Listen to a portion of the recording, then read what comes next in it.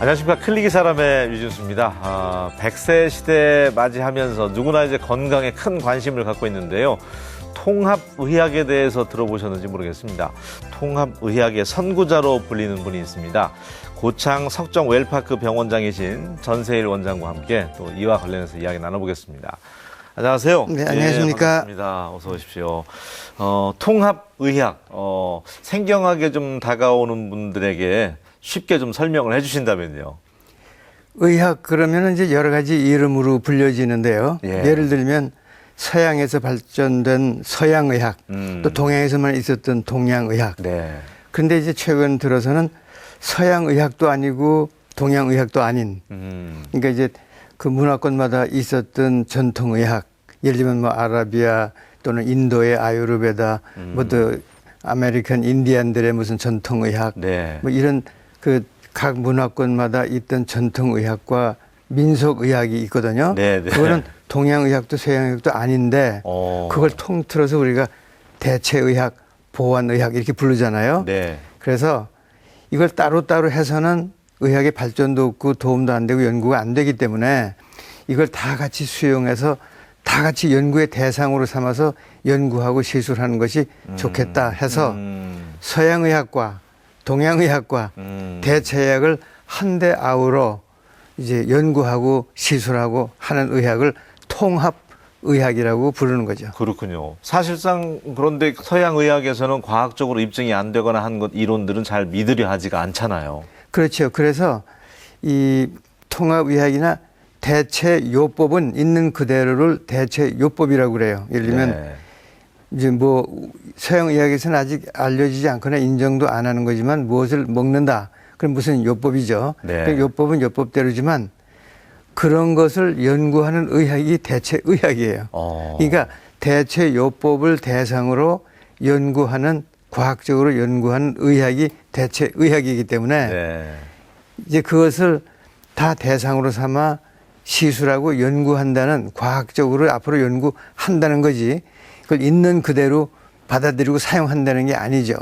그렇기 때문에 대체의학은 동양의학, 서양의학과 함께 대체의학으로서 연구하는 오히려 과학적이고 그런 이제 의학적인 분야라고 봐야 돼요. 네. 있는 그대로를 사용한다는 뜻이 아니고 네. 연구 대상으로 삼는 의학이기 때문에 네. 그래서 이 다시 되풀이하면은 서양의학, 한의학, 대체의학을 네. 한데 아우러서 같이 다루면서 연구하고 발전시키는 의학이다. 네. 그게 통합의학입니다. 통합의학이다. 실제로 이제 미국 뭐 다녀오신 분들이나 이제 뉴스 보신 분들 알겠지만 뭐 존스 홉킨스 병원 하면 유명하잖아요. 그렇죠. 그런 것도 통합의학 센터가 있고 유럽에도 마찬가지인데 네. 일찍이 선구자적인 역할을 하셨더라고요. 미국 가셔서 초석을 다지는데 통합의학이 미국 사회에 상당히 역할을 많이 하셨다고 하던데 그 이야기를 좀 들려주시면 좋을 것 같아요. 사실은 그 동양의학, 한의학이 서양에 소개가 되면서 이 새로운 의학, 서양 쪽에서는 새로운 의학이죠. 예. 그에 대한 관심이 막 이게 치솟았어요. 그래서 서양의학, 동양의학 관심이 막 부글부글 솟아나면서 이제 소위 인기가 있다 보니까 동양의학도 아니고 서양의학도 아닌 부분들이 너만 있냐 나도 있다 하고 막 우주순처럼 솟아나면서 예. 그걸 한데 묶어서 다 조사해 보니까 한 300가지가 넘어요. 300~400가지가 되는 거를 네. 한데다 묶어서 통합의학이다, 보완의학이다 이렇게 된 거거든요. 그래서 따지고 보면은 지금 많은 사람들이 이 통합의학이 마치 미국을 중심으로 서양에서 발달돼서 동양으로 들어오는 것처럼 생각을 하지만 네. 반대죠. 오히려 서양이 우리 동양에 자극을 받고 배워서 그걸 이제 연구를 활발하게 하는 곳이지 네. 더 앞서 있거나 먼저 한 곳은 아니에요. 그러니까 오히려 우리 동양에서 배워간 겁니다. 네. 그러니까 미국에 가셔가지고 그 한의 쪽이라든지 통합의학에 관련돼서 또 초석을 다지시는데 큰 역할을 하셨다면서요. 그때가 70년대인가요? 예, 제가 미국을 간 것이 60년대 중반인데요. 네. 그러나 이 닉슨 대통령이 이 철의 장막이라고 하는 중공을 방문한 것이 1972년도인데 예. 그때 닉슨 대통령이 방문한 것을 계기로 이 침수락을 비롯한 동양의학이 이게 뭐야 하고 서양의학에 깜짝 놀라게 소개가 되면서 그 관심이 높아진 거거든요. 그래서 항상 그 시점 72년도를 시점으로 세계를 깜짝 놀라게 한 이벤트가 되면서 동양의학이 소개가 됐고 네. 그걸 계기로 이러한 서양 의학 이외의 의학이 막 소개가 되는 것이 네. 그 시점인데 제가 미국에 있으면서 이 침술이나 이 동양 의학을 의과대학에서 강의를 시작하고 또 침술 클리닉을 만들어서 이제 시작을 했기 때문에 뭐 어떤 의미에서는 내가 알기는 나보다 먼저 그것을 미국에서 의과대학에서 강의하고 침술 클리닉을 만든 건 의과대학 안에는 없던 걸로 기억을 해요. 그러니까 나도 그 역할을 뭐 했다고 보는 거죠. 그렇군요. 그런데 우리가 이제 선생님께서 전해준 부분도 일조하신 부분도 있는데 오히려 지금 이제 역수출 개념이 됐습니다. 네. 예. 그거는 역시 연구 그러면 그 이제 연구 기금이라든가 정부의 지원이라든가 이것이 많이 뒷받침돼야 되는데 R&D 분야에 있어서. 이제 네. 그렇죠. 근데 미국은 그런 것에 상당히 앞서 있고 풍부하거든요. 네. 아 그래? 그럼 그 연구해보자 해가지고 따로 정부 차원에서 커다란 그 연구기관을 만들었어요.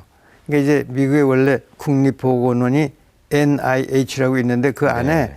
거기 4개 부처가 있지만 그중에 하나가 NCCAM 하는 거는 아예 대체의학국, 대체의학 전문 그 부서가 생겼죠.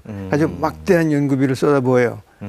세계에서 유례가 없이 많은 자금을, 연구 자금을 붓거든요. 그렇군요. 그러니까 역시 그런 연구나 그런 활동은 미국이 네. 제일 활발하죠. 그렇군요. 그렇게 하다 보니까 연구 업적도 많이 나오고 네. 이렇게 그 대체의학에 대한 시시비비를 가리는 연구 재료가 많이 나오니까 저절로 그걸 우리가 역시 받아들이고 배우고 할 수밖에 없죠. 그러다 보니까 이제 전 세계에서 인정하기를 이렇게 가장 활발한 게 이제 미국처럼 또는 이제 유럽이나 그런 선진국처럼 됐는데 사실은 우리도 만만치 않은 선진국이죠. 그렇죠. 네.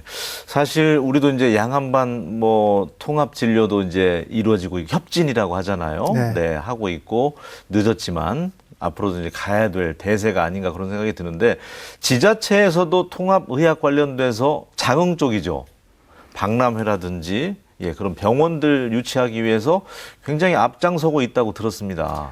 우리나라에서 상당히 많은 특히 그 지자체에서요. 예. 그 지역의 그 발전을 위해서 이 통합의학 쪽에 어떤 그 초점을 맞추는 것이 좋지 않겠나 해서 하는 그 지역이 상당히 많아요.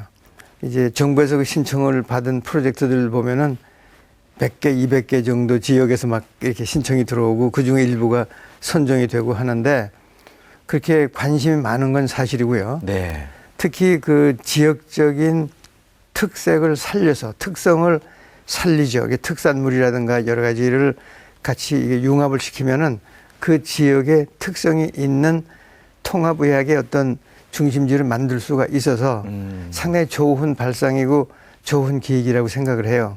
그래서 아마 정부 차원에서는 그걸 구체적으로 그 지원 방안을 아마 마련해서 도와줘야 되리라고 생각을 합니다.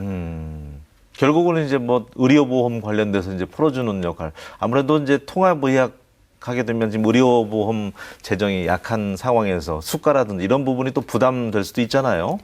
제도적으로 뒷받침돼야 된다는 건 몇 가지가 있는데요. 네.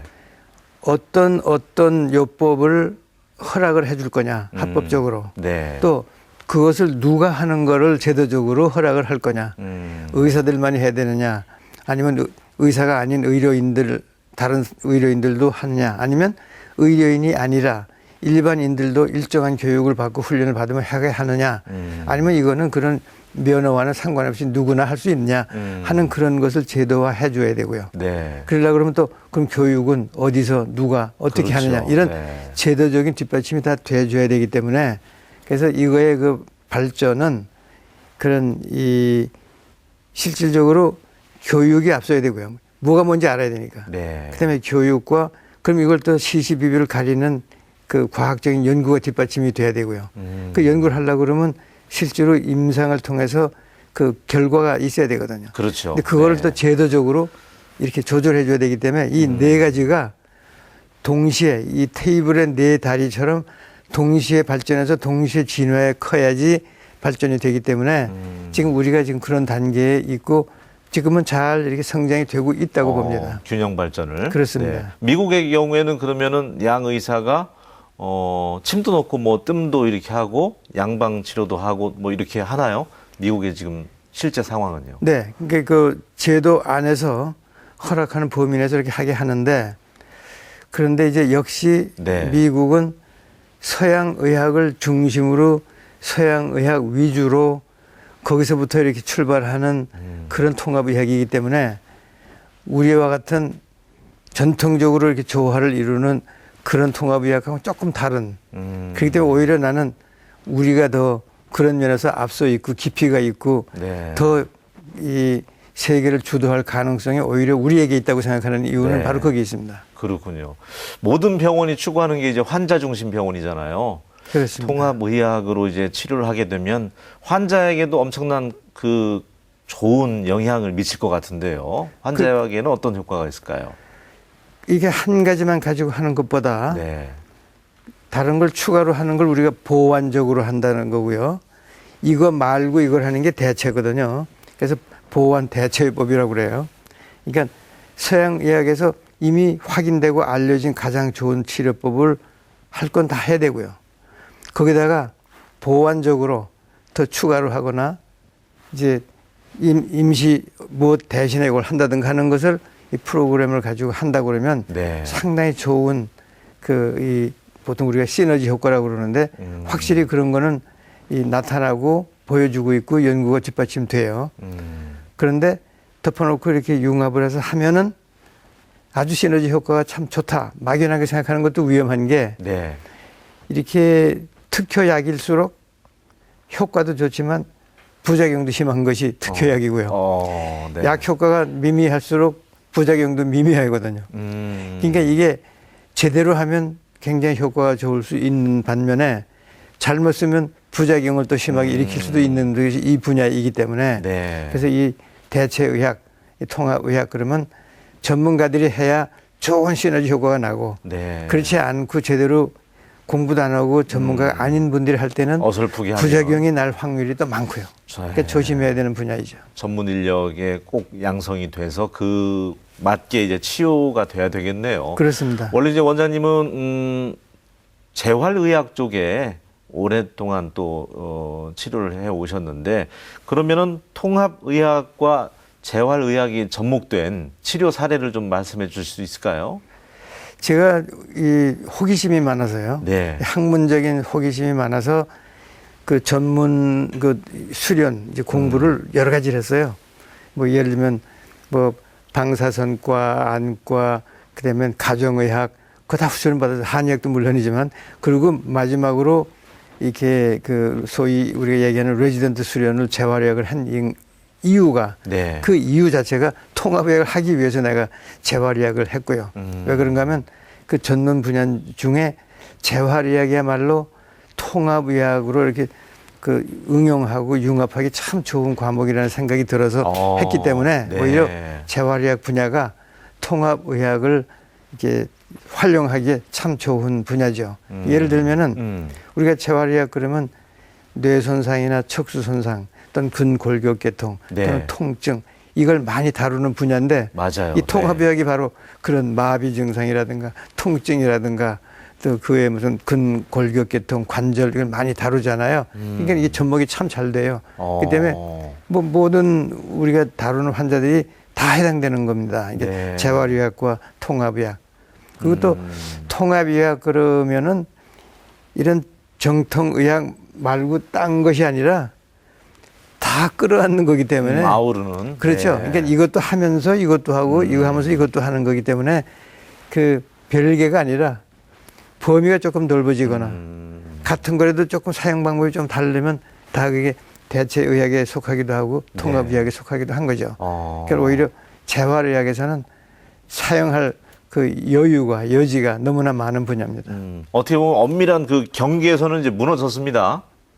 통합으로 아우르기 때문에. 네, 뭐 예. 사실은 경계가 따로 있는 게 사실은 아니죠. 네. 그러니까 이렇게 과학이라고 하는 거는 뛰는 게 아니고 연속이거든요. 여기까지는 실험으로 확인되면 그게 이제 제도권 안에 과학의 영역이고 그 앞에 아직 확인이 안 됐지만 그 뭔가 쓸모가 있다 그러면 연구를 해보는데 아직은 여기 제도권에 안 들어왔죠. 네. 근데 연구를 확인되면 들어와 버리거든요. 이게 바로 이 변두리에 있는 것들이 말하자면 대체 의학이고 보완 의학이라고 보면 되니까 네. 사실은 경계가 따로 있는 게 아니고 오히려 이제 연구 대상이 되고 연구를 하면 다 이 안에 들어올 그런 대상이라고 보면 되니까 네. 그래서 예를 들면 재활의학에서 통증 환자가 많은데요. 그럼 통증을 우리가 보통 하는 뭐 물리치료라든가 뭐 전기치료 이런 걸 하지만 네. 이 통합의학적인 방법으로 또 다른 우리 뭐 동양의 침술도 있고 또 마사지도 들어갈 수 있고요. 또 예. 뭐 이제 또는 카이로프랙틱처럼 수기요법으로 하는 것도 있고요.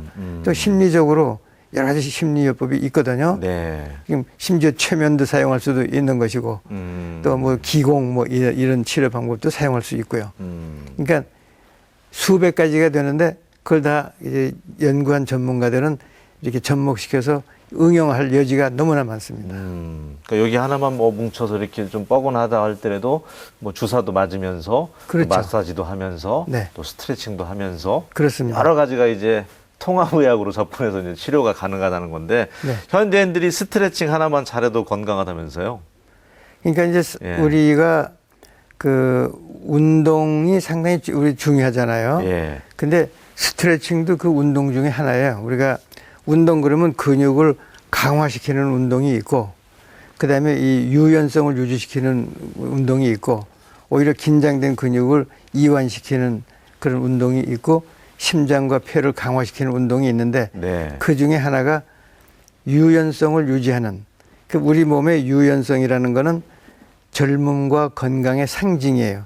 유연할수록 건강한 거고 또 건강하게 만들려면 몸을 유연하게 해야 되는 젊음을 유지하려면 네. 이제 그런데 그걸 유지하기 위해서 치료사들이 이렇게 운동해주는 관절 운동도 있지만 본인이 하는 거 그거는 아주 쉬운 방법은 우리가 다 아는 국민보건체조를 네. 이제 그걸 하면 좋은데 예. 그걸 그냥 하나 둘 셋 넷 하는 이런 건 아니고요. 예, 예, 예. 그 보건체조를 하되 어떻게 하느냐 하는 요령이 필요한데 네. 이렇게만 하시면 돼요. 누구든지.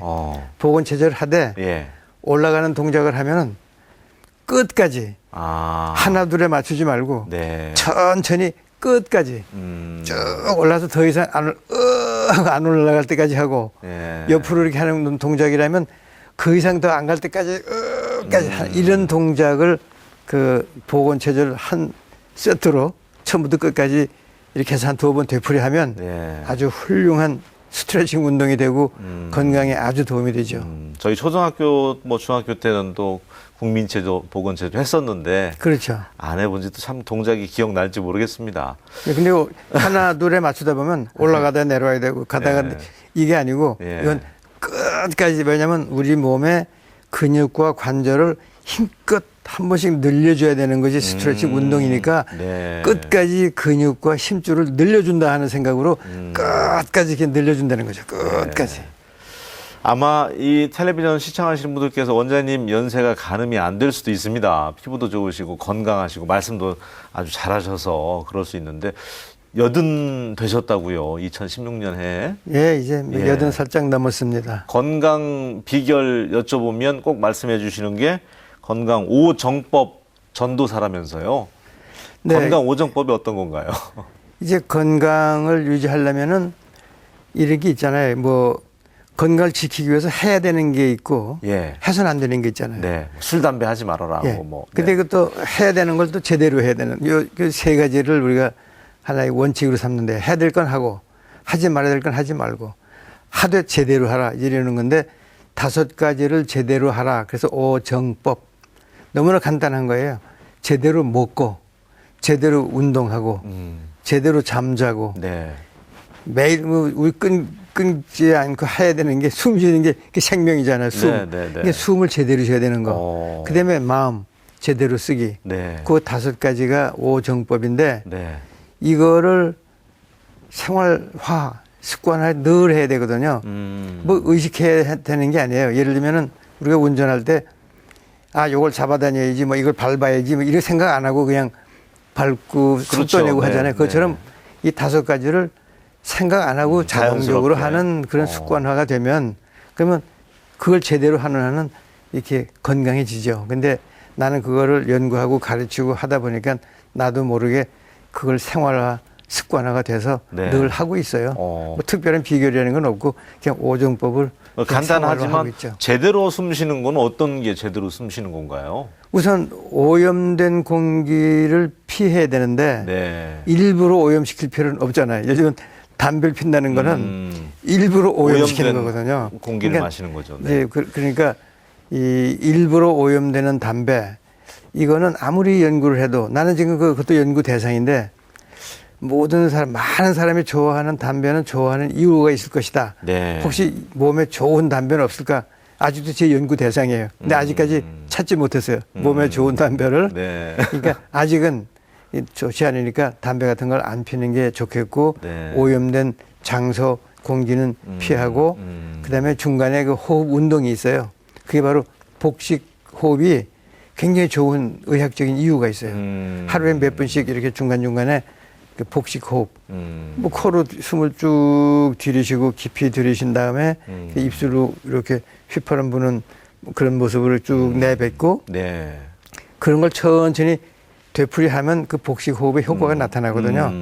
이제 그러면 그게 왜 좋은가는 뭐 이제 시간 때문에 설명을 못 드리지만 네. 좋은 이유가 있어요. 그러니까 네. 중간중간에 그런 복식 호흡도 한다. 이게 이제 제대로 숨 쉬는 거죠. 어디 뭐 통합의학 관련돼서 이제 뭐 학회 같은 데 보면은 자연과 의학의 하모니다, 조화다, 뭐 이런 슬로건도 걸어놓고 그런 걸 본 거 있는데요. 본 적이. 그렇습니다. 아마 그런 병원을 이제 꿈꾸시는 것 같은데 대개 이제 환자들도 병원 갔을 때 그 병원의 특유의 냄새 이런 것들 때문에 주눅 들고 하잖아요. 네. 근데 자연 속에서 맑은 공기도 느껴지면서 이렇게 그런 곳에서 친환경적인 곳에서 치료를 받다 보면 치유도 더 효과가 있지 않을까 그런 생각도 드네요. 그렇습니다. 그러니까 이 우리가 표방하는 대로 이 꿈이 그대로 이루어진다면 우리 이쪽 지역이 예를 들면 고창이 네. 전 세계가 찾아오는 자연 속의 첨단 병원.